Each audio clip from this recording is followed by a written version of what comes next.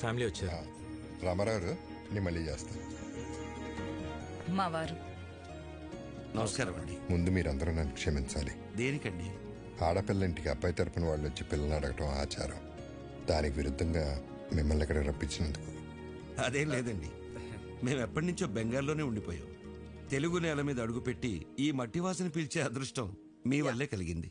లేదండి, మీరడిగిన ఒక్క ప్రశ్న మా విక్కీని మా ఇంటికి చేర్చింది. అందుకు మేమే మీకు థ్యాంక్స్ చెప్పాలి. ఏంది పెద్దోడా, చుట్టాలతో ఈడే నిలబడి మాట్లాడేదే. లోపల పదండి పదండి. తీసుకెళ్ళి బాబాయ్. రండి. మీ సెలక్షన్ నాకు చాలా నచ్చింది.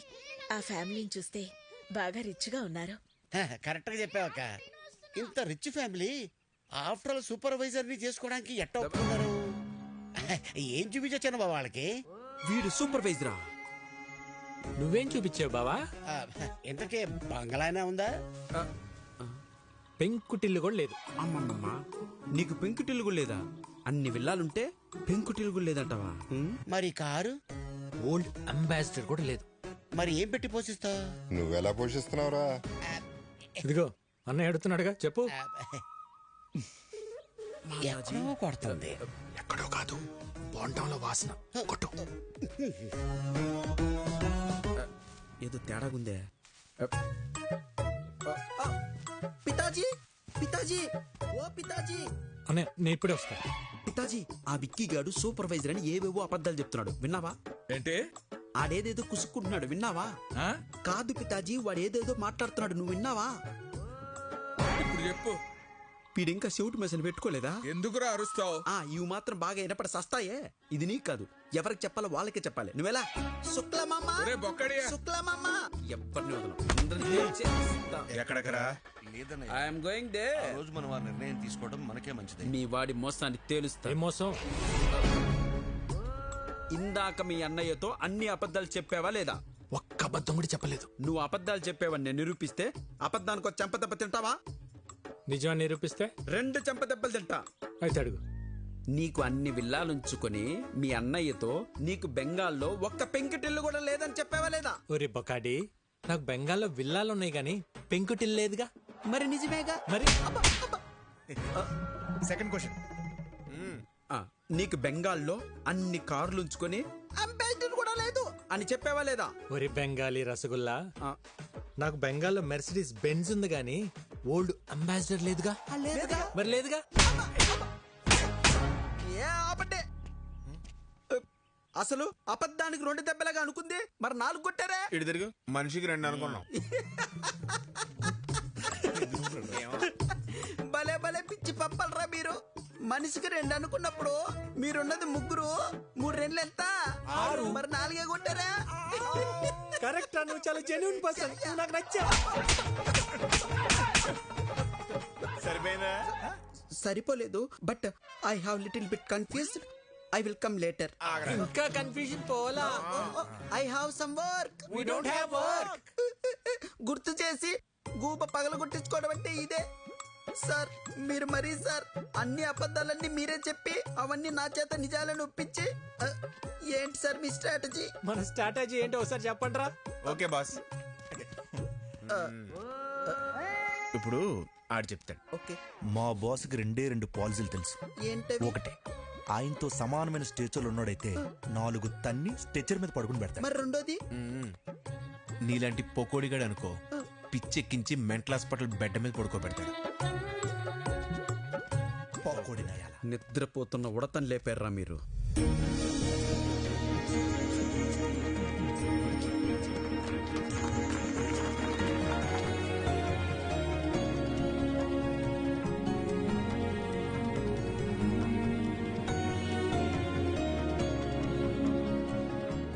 తీసుకోండి ప్లీజ్.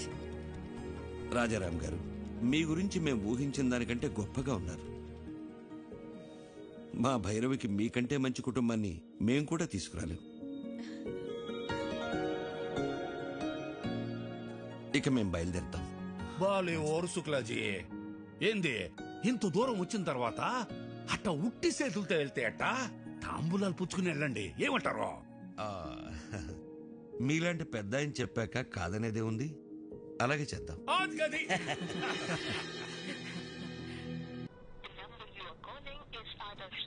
రవీంద్ర గాడి ఫోన్ పనిచేయట్లేదేంటి? అల్లుడు, ఒక కొత్త సిటీకి వెళ్ళి కొత్త మనిషి గురించి కనుక్కోవాలంటే కొంచెం టైం పడుతుంది. ఎందుకు టెన్షన్ పడుతున్నావు? సార్ రవీంద్ర వచ్చాడు సార్. వచ్చాడా? ఏంటి రవీంద్ర అప్పుడే వచ్చావేంటి? సార్, కలకటాలో వాడి పేరు తెలియని వాడే లేడు సార్. పేరు చెప్పగానే వాడి అడ్రస్ తెలిసిపోయిందంటే వాడు ఎంత ఫేమస్ చూడండి.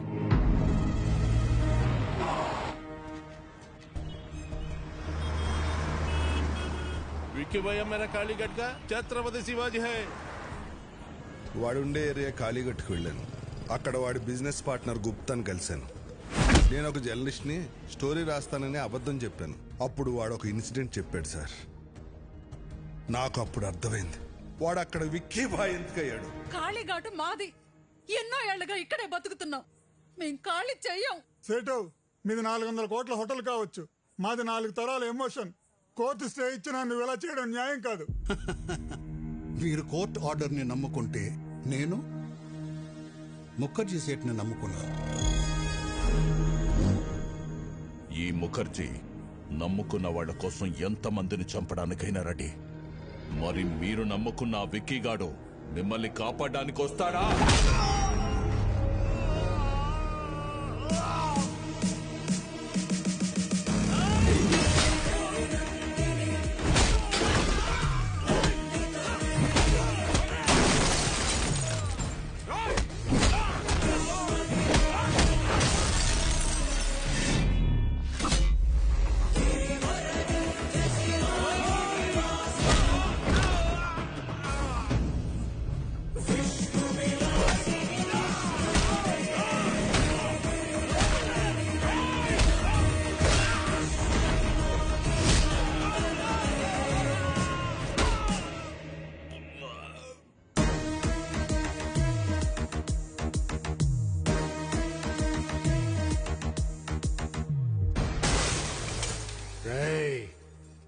ఇంకోసారి ఏరియాలో కనిపిస్తే మీ తలలో తీసి అమ్మూరి మెళ్ళ ఎలాడదీస్తా.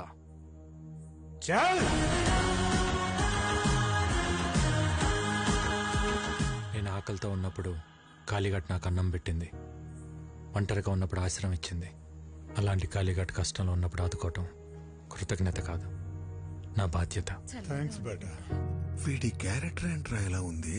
ఒక్క పూట అన్నం పెట్టినందుకే ఇంత చేశాడంటే వాళ్ళ అన్న హోటల్ ముయించి ఎంతో మందికి అన్నం లేకుండా చేశావు.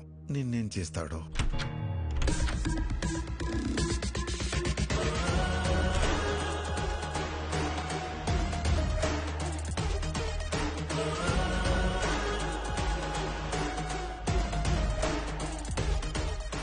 ఏంటి రవీంద్ర, కలకటా ప్రయాణం బాగా జరిగిందా?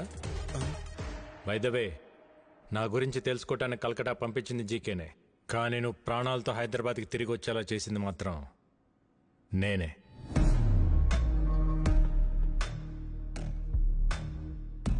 నా గురించి జీకేకి తెలియాలి కదా. జీకే, ప్రతివాడు గెలుపు కోసమే బ్రతుకుతాడు, కానీ 10 మందికి మంచి జరగాలని ఆశయం కోసం బ్రతికేవాడు చాలా అరుదుగా ఉంటాడు. మా అన్నయ్యలాగా. మా అన్నయ్య ఫేస్లో నవ్వు మిస్ అయితే నేను డిస్టర్బ్ అవుతా. అలా చిన్నప్పుడు మీ మామ పాపారావు ఒకసారి డిస్టర్బ్ చేశాడు, ఇప్పుడు నువ్వు డిస్టర్బ్ చేస్తున్నావు. వద్దు జీకే, నన్ను కెలకద్దు. ఏంట్రా వార్నింగా? గెలికింది నేను కాదురా, మీరు. మళ్ళీ చెప్తున్నా, నీ కళ్ళ ముందే ఎప్పుడు నవ్వుతూ ఉండే నీ ఫ్యామిలీలో నుంచి ఆ నవ్వు తీసేస్తా. ఏం పీక్కుంటావు పీకో. నవ్వు, బాగా నవ్వు.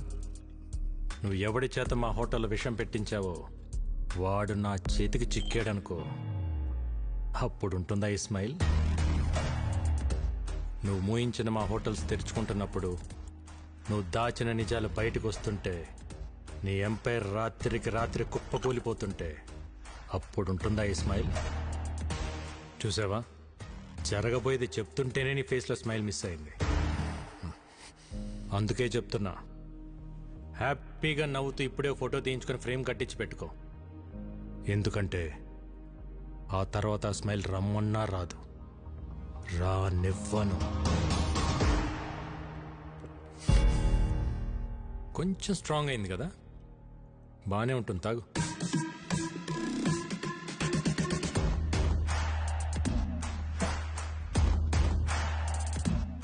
రేయ్, నువ్వు పెట్టుకుంది మా అన్నయ్యతో, కానీ ఎదుర్కోవాల్సింది నన్ను. All the best.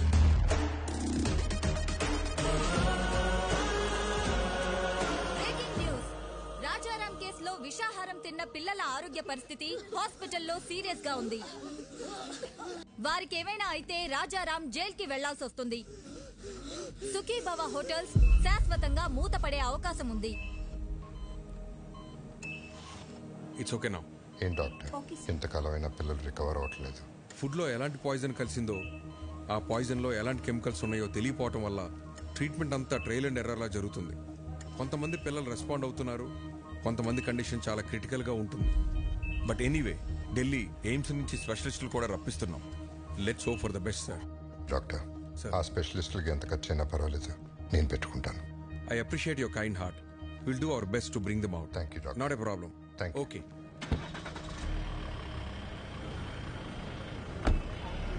Okay, sir. Nagar గారు. అరే అన్నయ్య గారు ఇప్పుడే వెళ్ళిపోయారే. పర్లేదండి, ఇట్స్ ఓకే. మీతో కొంచెం పర్సనల్గా మాట్లాడాలి. మొన్న అనాథ శరణాలయంలో జరిగిన ఫుడ్ పాయిజన్ విషయంలో పిల్లలు తిన్న ఫుడ్లో ఏవో అడల్టరేటెడ్ కెమికల్స్ కలిసాయని ఫుడ్ ఇన్స్పెక్టర్ కేసు పెట్టాడు. ఎవరో కలిపితే కానీ ఫుడ్ పాయిజన్ జరగదు. పోలీస్ ఇన్వెస్టిగేషన్లో ఒక్క క్లూ కూడా దొరకలేదా?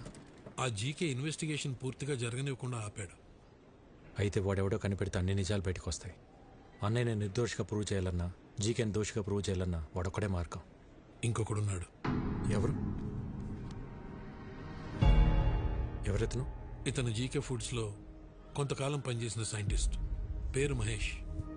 అక్కడ జరుగుతున్న కల్తీ గురించి, దానివల్ల వచ్చే హెల్త్ ప్రాబ్లమ్స్ గురించి రీసెర్చ్ చేశాడు.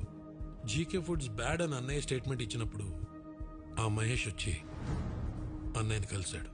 జీకే పైన మీరు చేస్తున్న అలిగేషన్స్ అన్ని కరెక్టే సార్. వాళ్ళు చైనా నుంచి అడల్టరేటెడ్ ప్రోడక్ట్స్ తీసుకొచ్చి మన కంట్రీలో అప్రూవల్స్ లేకుండా వాడుతున్నారు. చిప్స్లో పామ్ ఆయిల్ బదులు పామోలిన్ ఆయిల్ వాడుతున్నారు, which actually can cause cancer. Chinese salt అయిన అజినోమోటో వాడుతున్నారు. చిన్నపిల్లల్లో అయినా పెద్దోళ్ళలో అయినా ఇది బ్రెయిన్ పని చేయకుండా ఆపేస్తుంది. స్లోగా పర్మనెంట్ బ్రెయిన్ డ్యామేజ్ అవుతుంది. ఇలా జీకే ప్రతి ఫుడ్ ప్రోడక్ట్ పైన డీటెయిల్ రిపోర్ట్ తయారు చేస్తున్నాను. ల్యాబ్ రిపోర్ట్స్ రెడీ అవగానే నేనే వచ్చి మిమ్మల్ని కలుస్తాను. అంతవరకు నా ఫోన్ స్విచ్ ఆఫ్లో ఉంటుంది. జీకే మనుషులు నా కోసం వెతుకుతున్నారు సార్. రైట్ టైంలో నేనే మీ కాంటాక్ట్లోకి వస్తాను. ఆ తర్వాత అతను కాంటాక్ట్ చేయలేదు. మేమెంత ప్రయత్నించినా అతని డీటెయిల్స్ దొరకలేదు. నా అనుమానం కరెక్ట్ అయితే అతను జీకే మనుషులకు దొరికిపోయాడేమో అనిపిస్తుంది. లేదు సార్, ఫుడ్లో పాయిజన్ కలిపినాడు ఆ సైంటిస్ట్ మహేష్. వీళ్ళిద్దరే జీకే భయాలు. వాళ్ళిద్దరు బతుకున్నారు కాబట్టే జీకే ఇంకా అన్నయ్య వెంట పడుతున్నాడు. ముందు మనం ఆ ఫుడ్లో పాయిజన్ కలిపినోడిని పట్టుకుంటే అన్ని నిజాలు బయటకొస్తాయి. కానీ ఏం చేసినా కేసు ఫైనల్ హియరింగ్కి వచ్చే లోపల చేయాలి.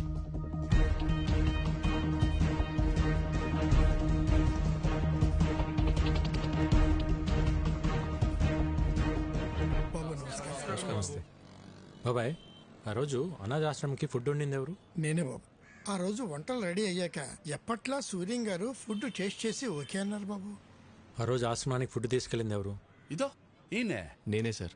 కానీ ఏమైంది? అనాథ శరణాలయానికి వెళ్తుండగా ఆ రోజు నా పాపకి యాక్సిడెంట్ అయిందని తెలిసి హాస్పిటల్కి వెళ్ళిపోయింది సార్. మరి ఎవరు తీసుకెళ్లారు? బయలురాజు. బయలురాజు మన రెస్టారెంట్లోనే తనే చూసుకుంటాడు. నమస్కారం. నమస్తే. బయలురాజు మనోడే. మరి ఫుడ్ పాయిజన్ ఎక్కడ జరుగుతుంది? బాయ్, మర్చిపోయాను. ఇంతకు మీ పాపకి ఎలా ఉంది ఇప్పుడు? అలాకా శుక్ర్ హై, ఇప్పుడు బానే ఉంది సార్. ఆ రోజు యాక్సిడెంట్ చేసిన మనిషి తీసుకెళ్లి హాస్పిటల్లో జాయిన్ చేశాడు సార్. బిల్స్ అని తనే కట్టాడు. మంచోడు సార్. తెలిసినోడా? తెలీదు సార్. ఓ యూపీకే ఆద్మీ. చిన్న ట్రక్ ఉంది. ఓ అచ్చా డ్రైవరే సార్. డ్రైవరా? హా సార్. ఎక్కడ ఉంటాడు?